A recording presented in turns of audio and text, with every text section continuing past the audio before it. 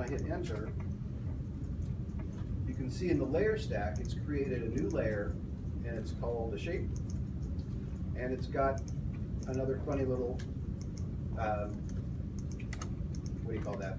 Little icon in it. It's kind of like a smart object icon. The next thing you need to do is basically get that shape merged with the background copy. So again, you can just right click on that layer and do your merge down. Now the line is part of the background copy, right? So when I go back in here with my magic wand and I click on that space, it leaves the mullion alone. So basically all I did was draw a little line to extend the one that was not quite all the way there, merge that line with that layer, they became one, and now magic wand will work. Okay. So that's the only thing that is really going to trip you up over there. So I'm going to move on to putting a carpet down and a floor down. I'm going to show you both of those things today. And that'll probably be enough to keep you busy for the rest of the class period.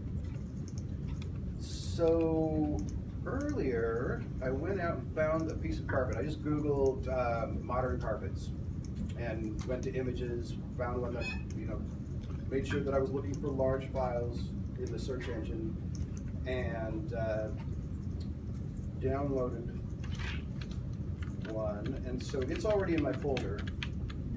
I'm just going to go to File and Place Embedded. And I need to go back to my main folder, go to my Perspective Rendering 1 folder, and there's the carpet that I found.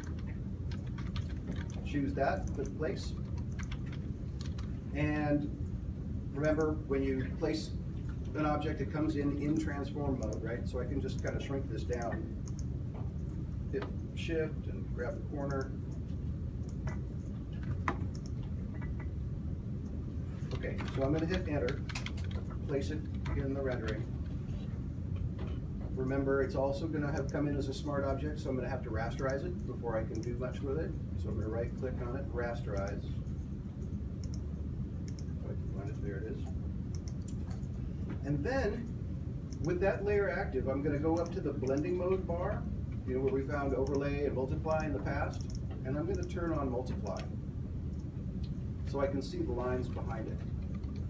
And now I can kind of tell where the carpet needs to go. All right, so here is the trick. I kind of made it so that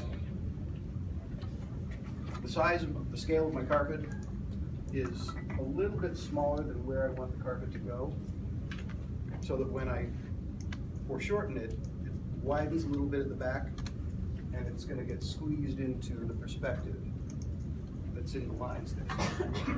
Excuse me. As you can see, I'm going to turn this off for a second, how these lines are converging towards each other, right? They're heading for a vanishing point. Okay, so turn that back on. Okay. What we do next is we go back to transform mode, Control T. But this time, we're going to right click and we're going to choose the distort function. And now, instead of holding down the shift key, we're just going to... Where did you find distort? I'm sorry? Where did you find distort? It's in the right click. Okay. Right there. Got it. Okay. We're just going to grab the corners, corner handles.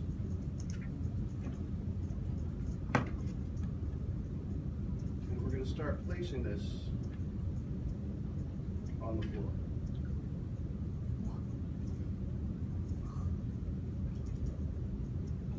Zoom in a bit.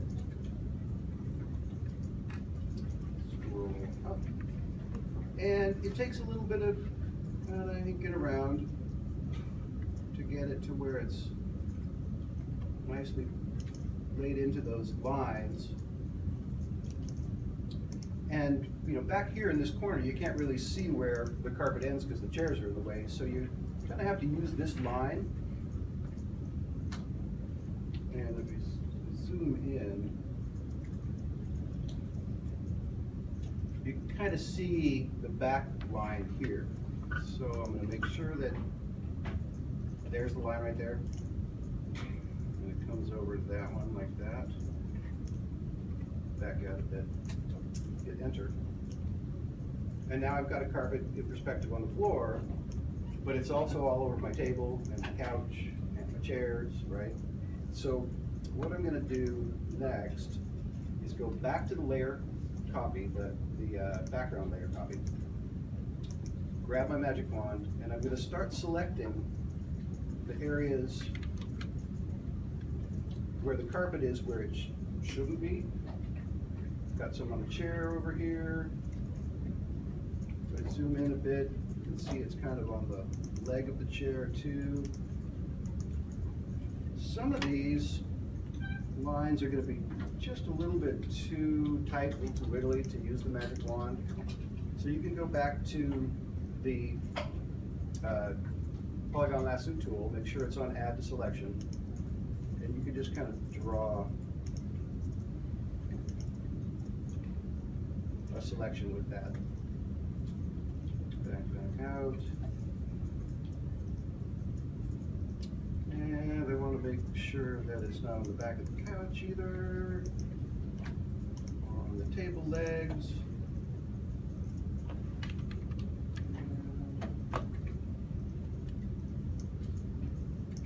Sometimes if you zoom way in, you can get away with picking some of these. The risk that you run is if you accidentally click on the black line, it's going to select all the black lines that are connected. You only want to get the white part because the lines are really important. There won't be a table there if the lines disappear. So in this instance, this little kind of side view, that's going to be one of these guys too. And you can go right over the top of the lines because we're not cutting anything off of this layer. We're going to go back to the carpet layer, back out, and hit delete. And now all the furniture is on top of the carpet. I think I missed a spot. Yep, still carpet here. So I can go back to my lines layer, select that to hit the, oops, nope, don't want to hit delete yet. I go back to the layer where that material is. And there's a little bit over here too. So again, back to the lines layer, select that guy too. Back to my carpet layer and hit delete. And it's all nice and cleaned up. Deselect. Okay, so I've got a carpet in perspective, right? Now, I haven't gotten any wood material yet, so I'm going to have to go back out to the internet and we'll do the wood floor search again.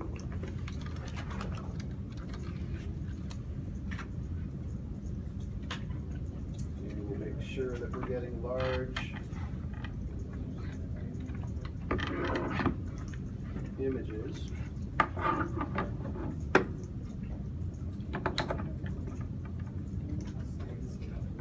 And let's see, I'm just going to go with something a little bit bland here. Right click on that and save the image. It's going to need to go desktop, 167 folder, perspective rendering 1, and save.